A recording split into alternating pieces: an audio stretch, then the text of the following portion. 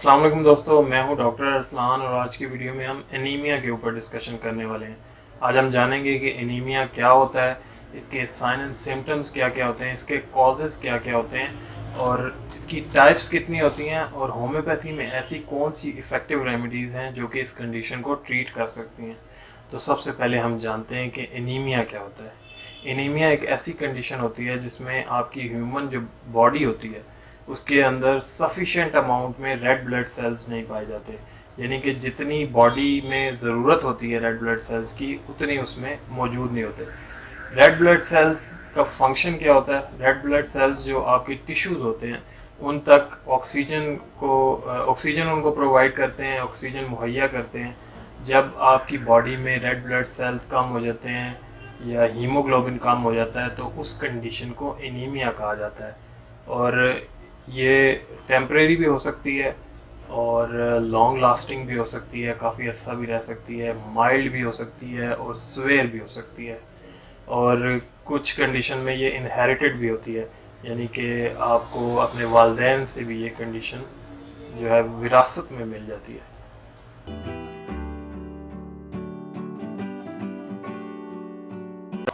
तो दोस्तों अब हम जानते हैं कि एनीमिया के कॉजेज़ क्या क्या होते हैं। एनीमिया के कॉजेज़ में अगर आपकी बॉडी जो है इनफ अमाउंट में आरबीसीज रेड ब्लड सेल्स नहीं बना रही तो आपको एनीमिया हो सकता है। और अगर आपकी बॉडी आपकी रेड ब्लड सेल्स को डिस्ट्रॉय कर रही है तब भी आपको एनीमिया हो सकता है। और ब्लीडिंग की वजह से भी आपको एनीमिया हो सकता है। फॉर एग्जांपल फीमेल में मेंसेस के दौरान जो है एक्सेसिव ब्लीडिंग हो जाए तो एनीमिया हो सकता है। और अगर कोई एक्सीडेंट हो गया है और उसमें एक्सेसिव ब्लीडिंग हो गई है तो उसकी वजह से भी एनीमिया हो सकता है। उसके अलावा कैंसर पेशेंट्स को एनीमिया होता है, प्रेग्नेंट वुमेन में एनीमिया पाया जाता है, अगर चाइल्ड बर्थ के दौरान भी एनीमिया की सिचुएशन क्रिएट हो सकती है। इसके अलावा अब हम जानते हैं कि टाइप्स कौन कौन सी होती हैं एनीमिया की। पहली जो टाइप है एनीमिया की वो है आयरन डेफिशिएंसी एनीमिया। जब आपकी बॉडी में सफिशिएंट अमाउंट में आयरन नहीं होता तो ये टाइप जो है अकर होती है। और आपकी जो बोन मैरो है उसको आयरन की ज़रूरत होती है ताकि वो हीमोग्लोबिन प्रोड्यूस कर सके। तो जब आयरन की कमी होगी तो उसकी वजह से एनीमिया होगा। ये हैवी मेंस्ट्रुअल ब्लीडिंग और प्रेगनेंसी में ये टाइप ऑफ एनीमिया जो है अकर होती है। जो दूसरी टाइप है एनीमिया की वो है विटामिन डेफिशिएंसी एनीमिया। आपकी बॉडी आयरन के बाद आपकी बॉडी में अगर विटामिन B12 या फॉलेट की अगर डेफिशिएंसी हो जाती है तो उसमें भी आरबीसीज की जो प्रोडक्शन है वो कम हो जाती है, जिसकी वजह से ये टाइप आपको एनीमिया की हो सकती है। तो दोस्तों नेक्स्ट जो एनीमिया की टाइप है वो है एप्लास्टिक एनीमिया। ये बहुत ही रेयर टाइप है एनीमिया की और ये लाइफ थ्रेटनिंग हो सकती है। और इसमें आपकी बॉडी जो है इनफ अमाउंट में आरबीसीज या रेड ब्लड सेल्स जो है प्रोड्यूस नहीं करती। और ये तब आपको हो सकती है जब आपकी बॉडी में बहुत ज़्यादा सीवियर इन्फेक्शंस रहते हों या आपकी बॉडी में कोई ऑटो इम्यून डिजीज़ हो या आप बहुत ज़्यादा एलोपैथिक मेडिकेशंस लेते रहे हो, तब ये आपको कंडीशन हो सकती है। जो नेक्स्ट टाइप है एनीमिया की वो है सिकल सेल एनीमिया। ये एक इनहेरिटेड टाइप है और ये भी इसमें भी आपकी जो बॉडी में आरबीसीज होते हैं वो ऑक्सीजन मुहैया नहीं कर पाते आपकी बॉडी टिश्यूज़ को। और जो आरबीसीज होते हैं उनकी शेप जो है सिकल्स की तरह होती है या फिर क्रीसेंट मून की तरह इनकी शेप होती है। तो दोस्तों नेक्स्ट जो टाइप है एनीमिया की वो है हीमोलिटिक एनीमिया। ये इस कंडीशन में आपकी जो प्रोडक्शन होती है आरबीसीज की वो कम होती है और डिस्ट्रक्शन आरबीसीज की ज़्यादा होती है। और ये भी एक इनहेरिटेड डिसऑर्डर है जैसे कि सिकल सेल एनीमिया है। इसके अलावा क्रॉनिक डिजीज़ एनीमिया भी होता है जिसमें आपको HIV एड्स अगर आपको है तब ये हो सकता है, रूमेटॉइड आर्थराइटिस है तब भी ये हो सकता है आपको। जो लास्ट टाइप है एनीमिया की वो है थैलेसीमिया। इसमें भी हीमोग्लोबिन की प्रोडक्शन बहुत कम होती है नॉर्मल लेवल से।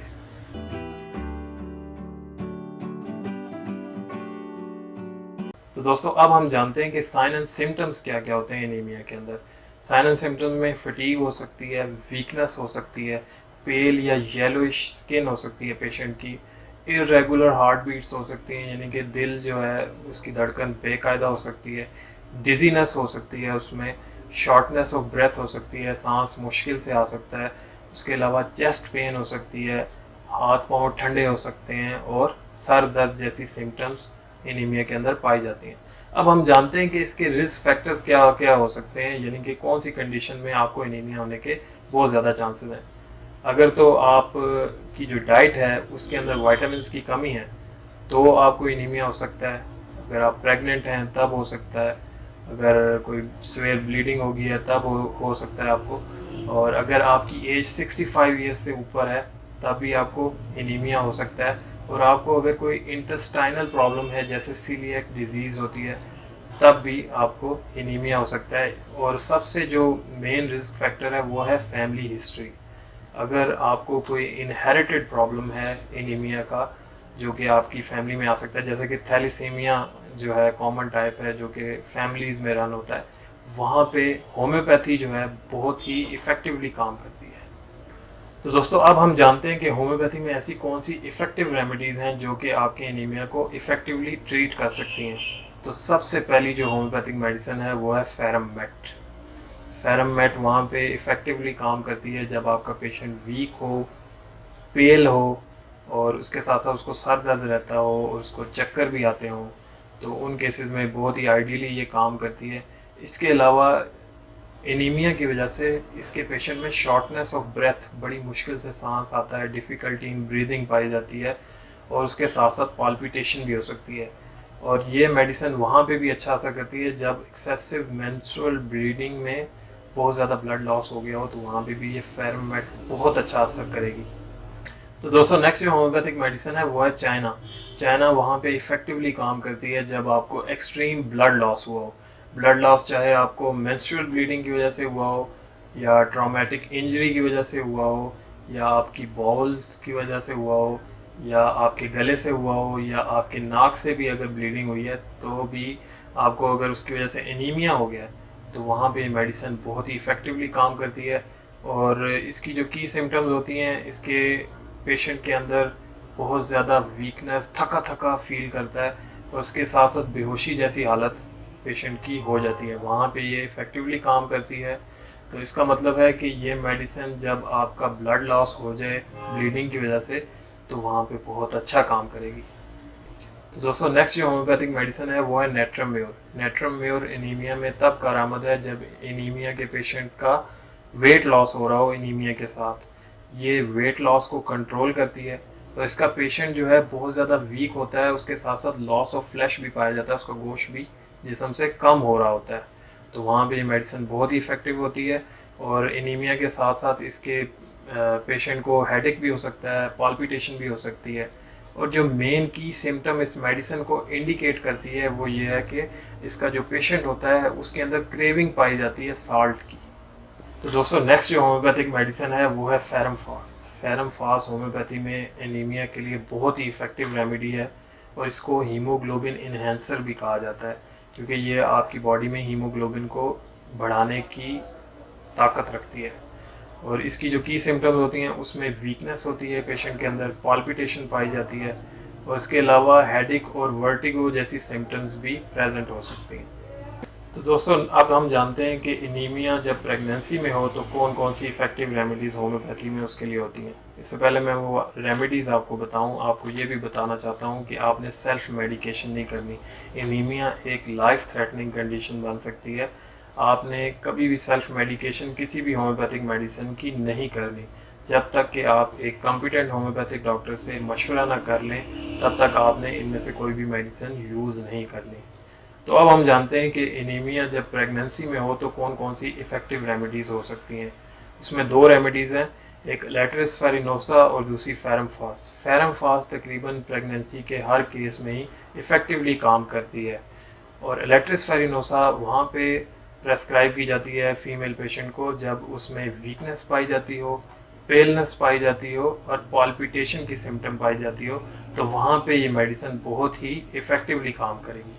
तो दोस्तों अब हम जानते हैं कि मलेरिया के बाद अगर एनीमिया की शिकायत हो तो वहाँ पे कौन सी मेडिसिन्स होम्योपैथी की इफ़ेक्टिवली काम कर सकती हैं।